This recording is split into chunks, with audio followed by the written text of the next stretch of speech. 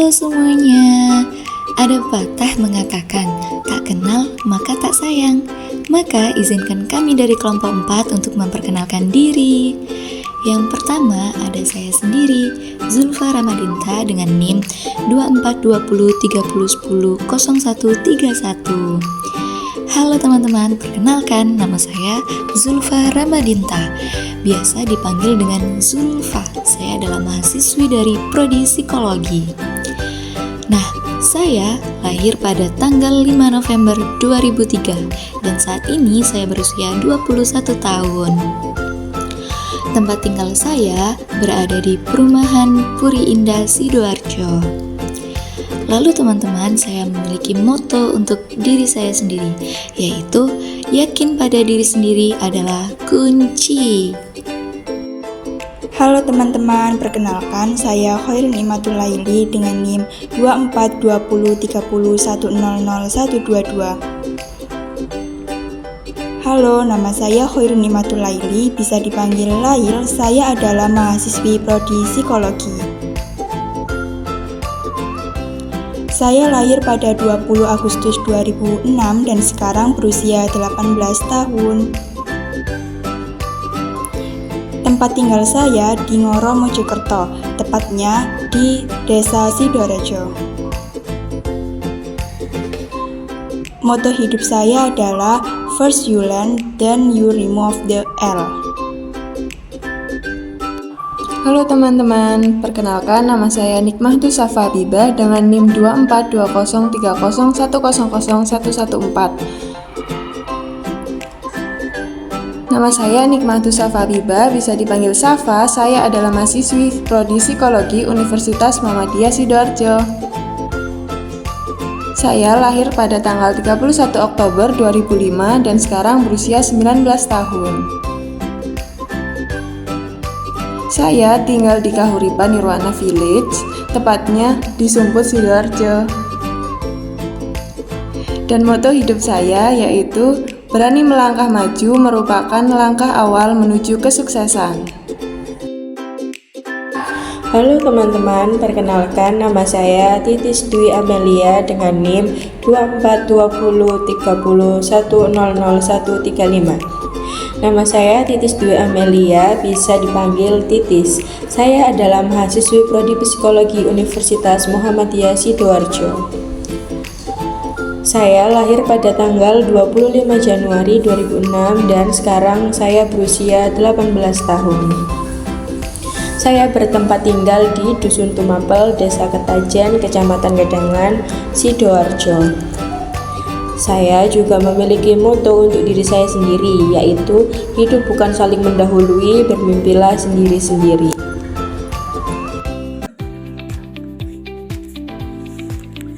Halo everyone, di sini kami dari kelompok 4 akan mendiskusikan tentang studi kasus psikologi industri dan juga organisasi. Sebelum untuk memasuki pembahasan inti, di sini kami akan membacakan dulu berita yang kami temukan tentang bangkrutnya perusahaan Tupperware. Untuk pembacaan berita akan saya berikan kepada rekan saya, Kak Titis, silakan. Di sini kelompok kami mengambil berita dari CNBC Indonesia dengan judul Tupperware bangkrut, ini dia deretan pesaingnya yang makin viral. Jakarta, CNBC Indonesia. Tupperware, brand peralatan rumah tangga kesayangan emak-emak Indonesia yang sudah beroperasi 78 tahun harus rela bangkrut akibat kalah saing dan beban keuangan yang membengkak. Tupperware Brands resmi bangkrut Selasa malam waktu setempat setelah perusahaan telah mengajukan perlindungan kebangkrutan di Delaware, Amerika Serikat. Karena kebangkrutan ini, perusahaan terpaksa harus mem-PHK kurang lebih 150 orang karyawan. Manajemen mengatakan telah mengalami kerugian yang meningkat karena turun drastisnya permintaan. Penjualannya merosot dalam beberapa tahun terakhir di tengah strategi baru perusahaan menempatkan lebih banyak produk di toko retail dan platform penjualan daring. Di masa lalu, kerap ada pesta Tupperware yang mempertemukan para penjual dengan pembeli melalui demo di mana konsumen bisa mencoba langsung produk-produk yang dijajalkan. Namun, strategi itu menurut perusahaan tersebut kini gagal menjangkau konsumen modern. Perusahaan tersebut memiliki utang sekitar 812 juta US dollar atau sekitar 12,4 juta triliun. Bunyi berkas pengadilan dikutip Reuters dikutip pada Kamis 19 September 2024. Para pemberi pinjaman baru telah berupaya menggunakan posisi utang mereka untuk menyita aset Tupperware termasuk kekayaan intelektualnya seperti mereknya, yang mendorong perusahaan untuk mencari perlindungan kebangkrutan, kata perusahaan dimuat dalam laman yang sama. Berita ini membawa kenangan bagi banyak orang, terutama ibu-ibu yang mengandalkan Tupperware untuk menyimpan makanan dan juga menjualnya sebagai usaha sampingan. Selama beberapa dekade, Tupperware telah menjadi bagian penting dalam kehidupan perempuan di seluruh dunia, termasuk di Indonesia. Di saat Tupperware sedang berjuang mempertahankan bisnisnya, merek-merek lain di sektor peralatan makanan dan minuman terus berkembang dan bersaing di pasar. Adapun beberapa merek yang kini mendominasi setelah kebangkrutan Tupperware ini adalah satu ada Lock. Merek ini berasal dari Korea Selatan. Yang kedua ada Snapware, dan yang ketiga ada Matougi, yang keempat ada IKEA, kelima ada OXO, 6 ada Lion Star, 7 ada Orinoco, dan yang ke-8 ada Crocs-Cycle, dan yang ke-9 ada Stanley. Berikut berita yang telah kami kutip dari CNBC Indonesia. Setelah ini kami akan masuk pada pembahasan inti, yang mana yang pertama akan dibahas oleh rekan saya, Kak Zulfa. Oke, dalam pembahasan studi kasus yang sedang kami lakukan, di sini kami akan membahas beberapanya, di antaranya ada latar belakang, inti masalah, faktor-faktor, dan juga penyelesaian. Selanjutnya langsung saja masuk ke latar belakang. Perkembangan bisnis yang semakin pesat telah menciptakan pertumbuhan dunia usaha saat ini menjadi sebuah tantangan besar bagi perusahaan untuk menciptakan produk yang diinginkan dan dibutuhkan oleh konsumen. Hal ini akan mempengaruhi industri suatu negara dalam perekonomiannya melalui berbagai produk yang dihasilkan oleh perusahaan sebagai salah satu penguasa pangsa pasar atau yang sering kita sebut sebagai market share. Salah satu industri tersebut adalah industri plastik. Industri ini bergerak dalam bidang industri plastik yang berfungsi sebagai wadah makanan dan juga minuman yang mempunyai daya saing yang sangat ketat. Dalam hal ini, wadah makanan dan minuman dari plastik mempunyai daya beli yang luas khususnya bagi ibu rumah tangga dan juga wanita karir. Persaingan yang semakin ketat mendorong perusahaan industri plastik untuk menciptakan produk yang berkualitas dengan harga beli yang terjangkau dalam keputusan pembelian konsumen. Industri plastik memerlukan strategi pemasaran yang tepat untuk menguasai pangsa pasar. Hal ini dibutuhkan untuk mencapai tujuan perusahaan, salah satunya peningkatan penjualan yang dapat mempengaruhi pangsa pasar adalah kualitas produk. Di Indonesia, salah satu perusahaan industri plastik terbesar adalah PT Tupperware Indonesia. Banyaknya pesaing dalam industri plastik mendorong PT Tupperware Indonesia meluncurkan produk inovasi yang menarik pada wadah makanan dan juga minuman. Tupperware adalah perusahaan multinasional yang memproduksi dan juga memasarkan produk plastik berkualitas untuk rumah tangga. Perusahaan Tupperware resmi bangkrut tepat pada tahun 2024 setelah perusahaan telah mengajukan perlindungan kebangkrutan di Delaware, Amerika Serikat. Manajemen mengatakan telah mengalami kerugian yang meningkat karena turun drastisnya permintaan.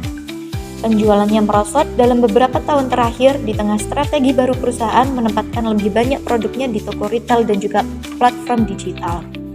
Selanjutnya, untuk memasuki inti masalah akan dijelaskan oleh rekan saya, Kak Titis.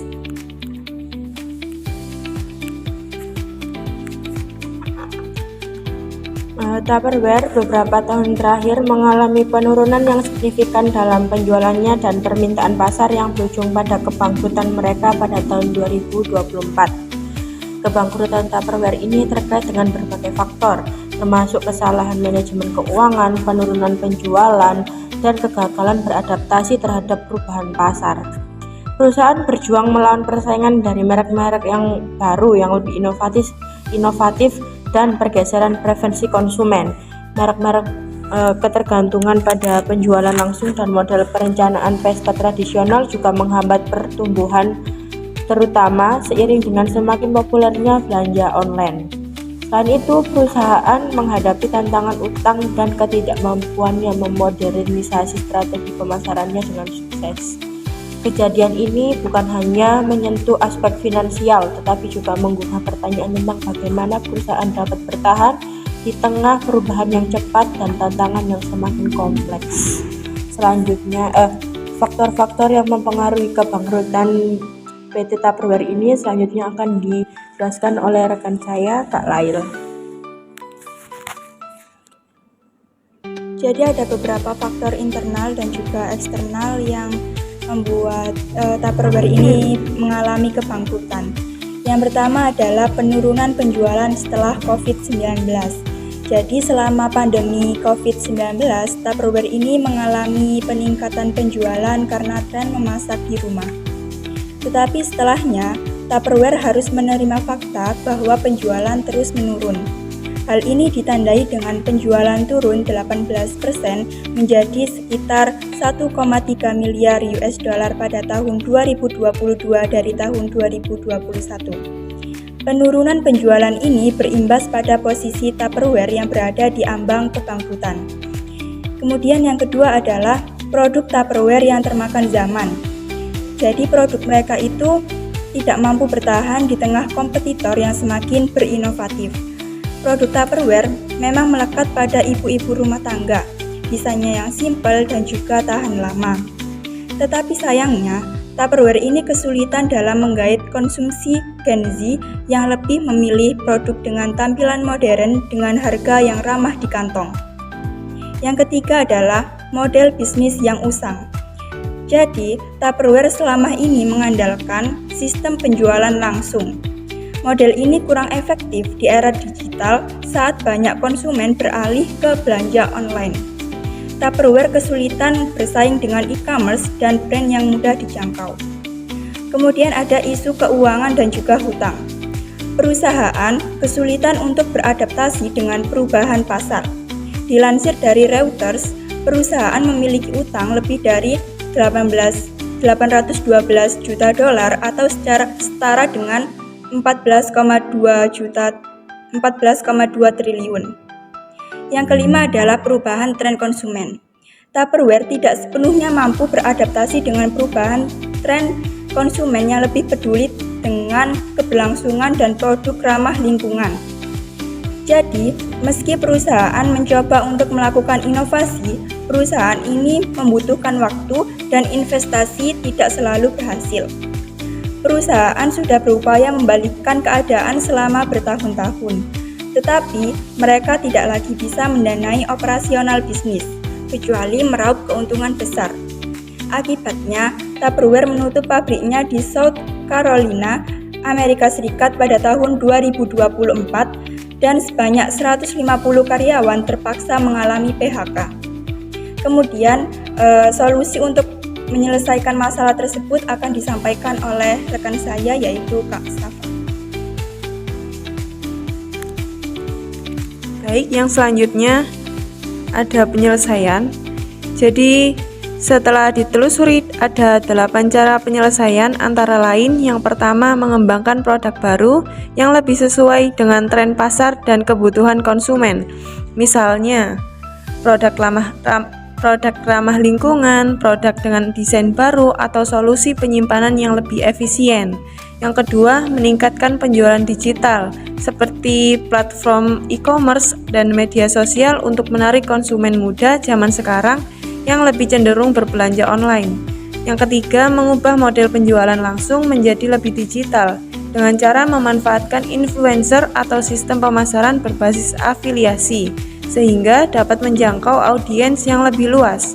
Yang keempat, meningkatkan kualitas produk agar tetap menjadi pilihan utama konsumen, seperti lebih tahan lama, lebih aman untuk kesehatan, atau lebih mudah digunakan. Yang kelima, menjalin kemitraan dengan merek atau influencer populer untuk memperkenalkan produk kepada pasar yang lebih luas atau bisa disebut kolaborasi.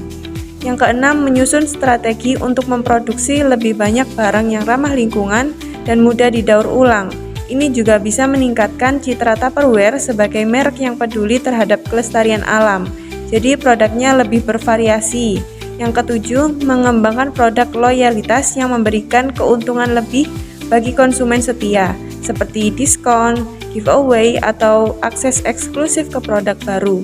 Dan yang terakhir, mengelola keuangan dengan hati-hati, dengan cara memastikan keuangan perusahaan tetap sehat, dengan fokus pada pengelolaan kas yang efisien dan mengurangi beban utang.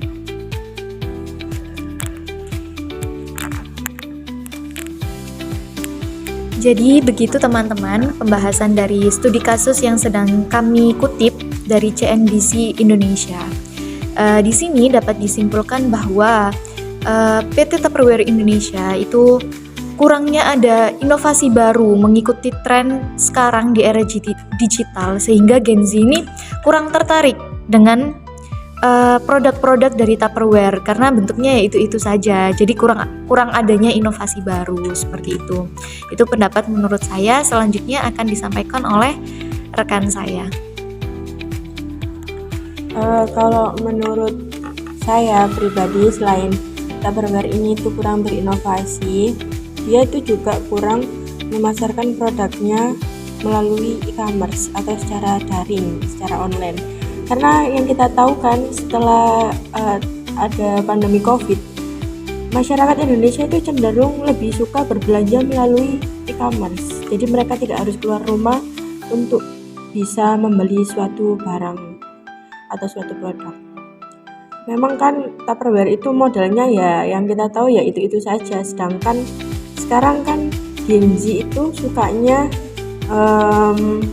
produk-produk yang mungkin lebih bervariasi, lebih lucu, mungkin terdapat karakter-karakter atau gambar stiker yang bisa ditaruh dijadikan desain di produk mereka. Sedangkan kalau Tupperware itu kan ya dari mereka dari tahun-tahun yang lalu juga modelnya tuh ya begitu-begitu aja. Mungkin itu yang membuat akhirnya Gen Z ini kurang tertarik dengan produk dari Tupperware karena banyak produk pesaing Tupperware yang ternyata lebih memunculkan produk yang lebih menarik perhatian mereka, dan juga pemasarannya sudah lebih luas, lebih mudah dijangkau, banyak terdapat di e-commerce yang banyak saat ini masyarakat lebih meminati belanja secara online daripada harus keluar rumah untuk membeli produknya secara langsung. Itu menurut saya. Kalau menurut saya, Tupperware ini kan memang sangat awet. Apalagi keawetannya ini membuat ibu-ibu itu menaruh keminatan besar kepada Tupperware. Tetapi di keawetannya itu, harga Tupperware ini juga lumayan mahal, bisa dibilang mahal. Apalagi saat COVID kemarin itu masyarakat mengalami penurunan ekonomi, yang mana ini mengakibatkan masyarakat itu cenderung untuk mencari produk baru yang setara atau sama kualitasnya dengan Tupperware, tetapi dengan harga yang ramah di kantong. Itu menurut saya. Selanjutnya akan dijelaskan oleh rekan saya. Jadi yang terakhir, kalau menurut saya selain harga Tupperware ini tinggi ya, jadi Tupperware ini kurang mengembangkan program loyalitas seperti adanya diskon, adanya giveaway atau potongan harga gitu ya. Karena sepengetahuan saya, sejauh ini Tupperware ini masih kurang mengembangkan hal ini. Selain itu banyak pesaing perusahaan dengan produk yang hampir sama, bahkan lebih berkualitas tetapi dengan harga yang terjangkau. Nah, hal ini bisa memicu adanya faktor kebangkrutan pada perusahaan Tupperware. Tetapi dengan adanya berita ini bisa juga menjadi pengingat untuk semua perusahaan agar terus berinovasi dan beradaptasi dengan perubahan zaman agar tetap bertahan dalam jangka panjang. Berikut tadi adalah Pembahasan kami tentang kebangkrutan perusahaan Tupperware dan juga pendapat kami masing-masing tentang faktor yang memengaruhi kebangkrutan perusahaan ini. Jadi, hal tadi adalah yang bisa kami sampaikan. Bagaimana pengetahuan kami setelah kami membaca beberapa berita tentang kebangkrutan perusahaan Tupperware ini. Dan diskusi kami menghasilkan apa yang sudah kami sampaikan tadi. Kurang lebihnya seperti itu. Apabila ada salah kata, kami mohon maaf. Terima kasih. Wassalamualaikum warahmatullahi wabarakatuh. Halo everyone, kami dari kelompok 4 telah menyelesaikan studi kasus tentang kebangkrutan PT Tupperware Indonesia. Jadi di sini kami telah menjelaskan tentang faktor-faktor dan juga penyelesaian dari bangkrutnya PT Tupperware Indonesia. Oke, sebelum kita tutup, kita mau ada sedikit pantun nih untuk kalian. Ke pasar beli ketupat. Cakep. Jangan lupa beli terasi. Cakep. Kami dari kelompok 4 mengucapkan banyak terima kasih. Wassalamualaikum warahmatullahi wabarakatuh. Bye bye. See you next time. See you in the next video. Bye.